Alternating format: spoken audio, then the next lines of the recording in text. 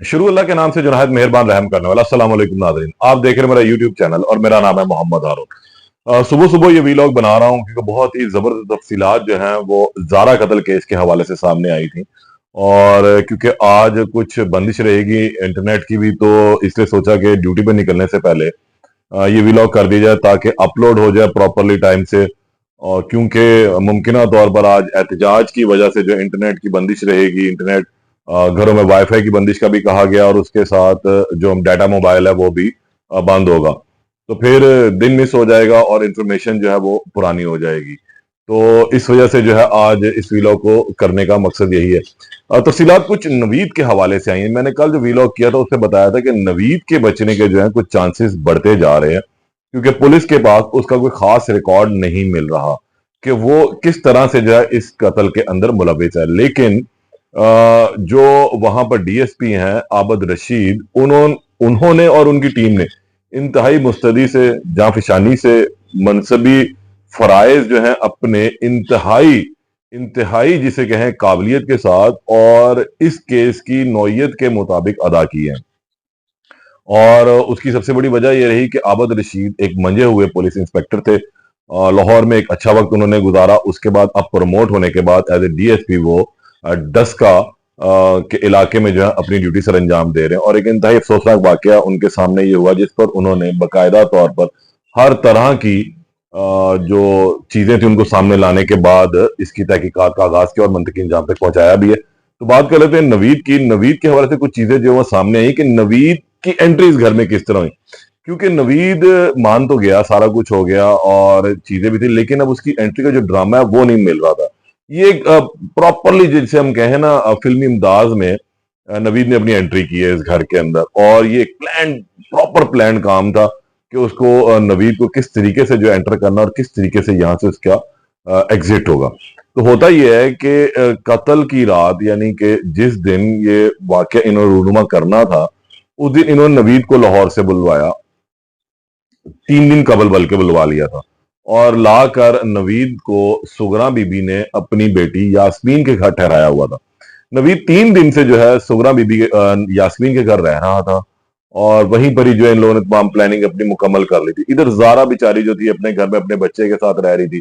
उसके फरिश्तों को भी इल्म नहीं था, जिसे कहेंगे कि उसके खिलाफ क्या एक षड्यंत्र जो है रचा जा रहा है, उसकी मौत का सामान जो इकट्ठा किया जा रहा है। लाहौर से एक जल्लाद को बुलवाया गया है और ये सारे मिलकर उसकी कत्ल की प्लानिंग बना रहे हैं। ये उसके कतई इल्म में नहीं था, उसके वहमो गुमान में भी ये बात नहीं थी, क्योंकि वो तो सिर्फ अल्लाह वाली थी, अल्लाह अल्लाह रसूल करती थी, अपनी नमाज पढ़ना, अपनी सास के और दूसरे जो रिश्ते थे उनका बकायदा ख्याल रखती थी। नवीद को 3 दिन बुलाने के बाद एक रात को, जिस दिन उन्होंने प्लान किया था कि आज रात हम लोग ये काम करेंगे, उस दिन रात के वक्त यास्मीन लेकर उसको अपनी माँ के घर आती है और साथ वालों का दरवाजा खटखटाते हैं और कहते हैं कि जनाब ये इलेक्ट्रीशियन है, हमारी तारों को मसला है, तो आप ना इसको अपनी छत से जरा हमारी छत पर जाने दें। नवीद को ये बताया गया था कि जब मैं छत पे जाऊंगी, मैं दरवाजा खोलूंगी, तुम वो नीचे आ जाना। ठीक है जी, उन्होंने कहा जी बेहतर हो गया। अब क्योंकि एंट्री मेन गेट से नहीं थी, ये एक बहुत बड़ी प्लान था उन लोगों का, वो छत टाप कर अंदर घर में चला जाता और फिर सुगरा के कमरे में जाकर छुप जाता।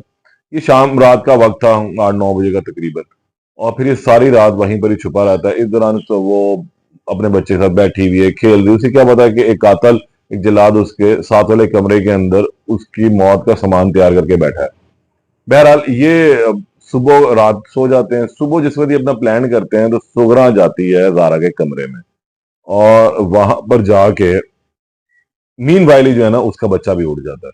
ये फौरन वापस आ जाती है और फिर उसके छुपा देती है नवीद को दोबारा। अच्छा, उसके बाद होता क्या है कि जारा उठती है, बच्चे को भूख लगी, उसका दूध पानी बनाया और फिर जाके दोबारा उसको सुला दिया और सो जाते हैं। लेकिन जारा की नजर यास्मीन में पड़ जाती है। यास्मीन को पूछती है, थी उनको 7-7:30 का वक्त होगा, कि भाई आप इतनी सुबह सुबह कहाँ पर आई हुई हैं बाजी, खैर है? और जी मुझे कोई थोड़ी तकलीफ थी, गोदाम में दर्द था, वो पेट में दर्द था, तो मैंने डॉक्टर के पास आई थी, तो फिर मैं यहीं रुक गई, बस अभी जा रही हूँ, मैंने अम्मी का हाल चाल पूछ लूँ। इस तरह की कहानी जो है खड़ कर सुना देती है। दोबारा इग्नोर करती है और अपने कमरे में चली जाती है, जाके वो सो जाती है। फिर ये लोग जो जल्लाद हैं तीनों, ये अपना काम शुरू करते हैं। ये जारा के कमरे में जाते हैं।